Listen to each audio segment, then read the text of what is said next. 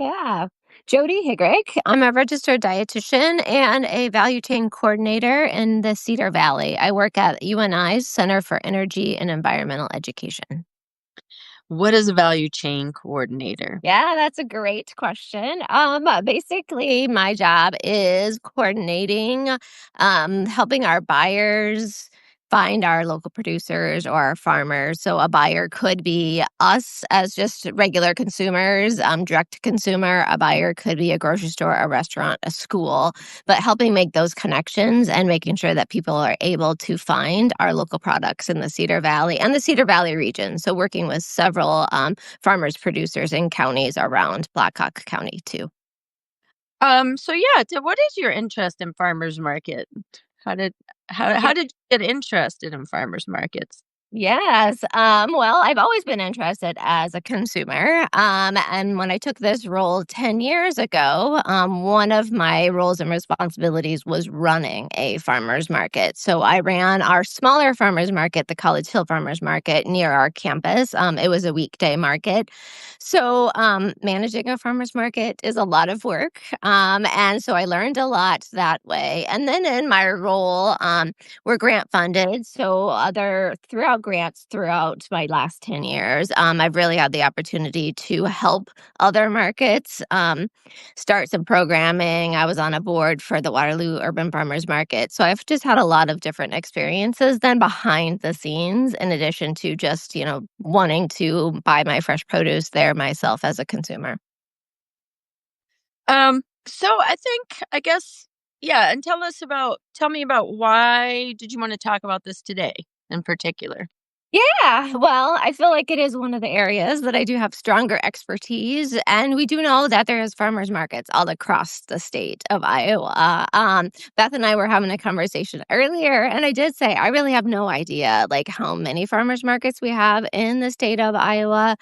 We know that a lot of people know about the bigger ones. So if you live in a larger community, a lot of people know about Des Moines, Cedar Rapids, like our Saturday morning markets here, Waterloo, Cedar Falls, bigger markets. People generally know about those larger Saturday markets.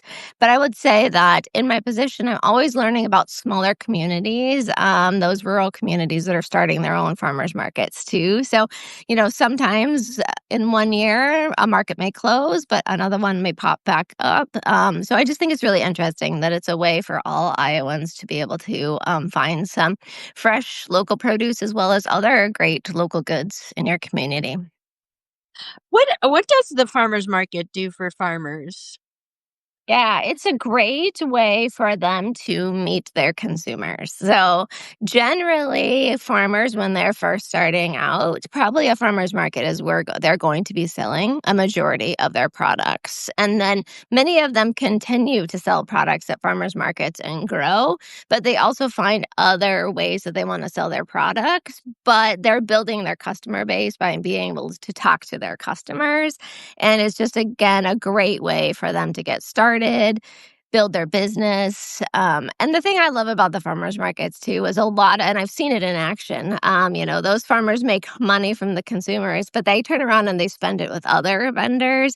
And they're spending it other places in their community too. So I think it's just great. Just it's helping a small business. And again, maybe you're not eating as many fruits and vegetables, but you could help another, small vendor by going and helping your community that way too.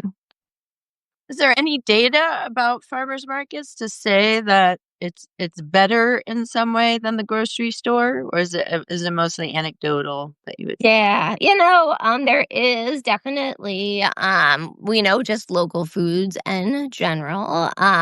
There is going to be studies and research, but a lot of testimonials that the products are going to be fresher. But again, I will say from my personal experience of being a shopper in the grocery store and a shopper at a farmer's market, from experience and then the data too, like the products that we get at the farmer's markets are going to last longer. If you've stored them properly in the refrigerator at your house, they're going to last, 3, 4, 5 days longer than what you find in the grocery store. Again, I've worked with the farmers on market day. Many of them are harvesting their products on market day. And if they can't that morning because it's an early morning market, they'll do it the day before. So you're getting product that just got harvested for, in the last 24 hours. So it's going to be fresh, it's going to be great, it's going to be a great product tasting and being able to use it. That's also, again, registered dietitian is my background. So I'm very passionate about the nutrition and our food and the quality of our food that way. And again, better soil where our food is being grown. Again, less travel time. So sometimes our food in the grocery store is picked a little when it's not ripe, so it can actually not be spoiled by the time it gets to the grocery store. So a lot of good benefits of the produce from the farmers market. Tell me a little bit more about that because I think that's a really interesting point that a lot of the nutrient density of food, it really is different from when it's fresher, isn't it? Can you speak Mhm. a little bit? Yeah, yeah, definitely, definitely. I've I'm thinking of like my biology class and thinking about, the photosynthesis and things like that. But yes, definitely. If you've had that opportunity to eat, say, let's just do tomato because you can go from, that easy visual of green to red. Yes, you can get some nutrition in the green tomatoes that people love, but if you think about, like, our color as being so beneficial to our nutrition, you've got this nice red, juicy tomato that was just picked in the last, 24 hours that had the opportunity to, create more nutrients, right before you're eating it. But again, if I've picked something that, in the last week that wasn't quite as ripe, it just didn't have that ability to, absorb as many nutrients. And again, it really does matter too, the soil that things are being grown in. We can't really trace exactly we can, but it would take a lot of effort to trace where maybe your tomato, the kind of soil that it was grown in, and again, finding in mass produces in a grocery store. But if I know I'm shopping from, this vendor, I can ask that vendor about their growing practices and I can learn, just in conversation if they're doing a lot of great things to protect the soil, which is just going to make that food a little bit more nutritious. Yeah, we're actually our farm is part of the Bionutrient Institute's study about beef. Mhm. And found because they're researching, they're taking the nutrient density of the beef, but also we sent in soil samples and manure samples, and they've done this similarly with vegetables. Obviously, not Mhm. carrot manure, but they have been able to correlate that the growing practices are related and they can take what's called grass finished beef off the shelf in the supermarket and it's not at all showing up like the ones that came directly from the farms. So they're, I think that's really interesting. Um, Also, though, isn't it true that the longer the gap of time between harvest and you eating it, there's a reduction in, the nutritional quality? Is that Yes, true? I would believe so. Yes. Yep. So, things that are harvested, like you're saying, even if it was red tomato, but it's been Mhm. sitting there for, traveling from Peru, it's gonna not be the same. Um, what have you found? Are there interesting differences with rural groceries and as a farmer's market as opposed to like in the cities? Are there differences that are interesting there?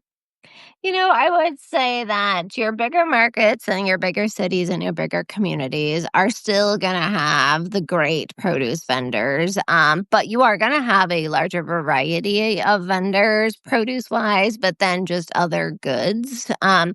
A Saturday morning market, people are there for their products, but or I should say weekend market in general, they're there for the products, but they're also there many times customers are there for the experience. So you will find more like ready to eat foods or food trucks or entertainment, or maybe a couple of the markets do like a painting class at the market. So just there's probably more opportunities at the larger markets, but important to know that that doesn't mean that like the smaller rural markets are bad markets. It's just a different experience and a different opportunity.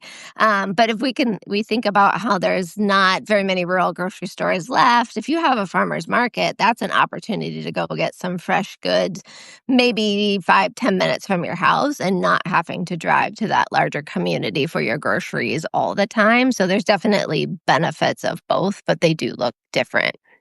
Mm. Yeah, so, I guess I don't know, what other things interest you about them? Yeah.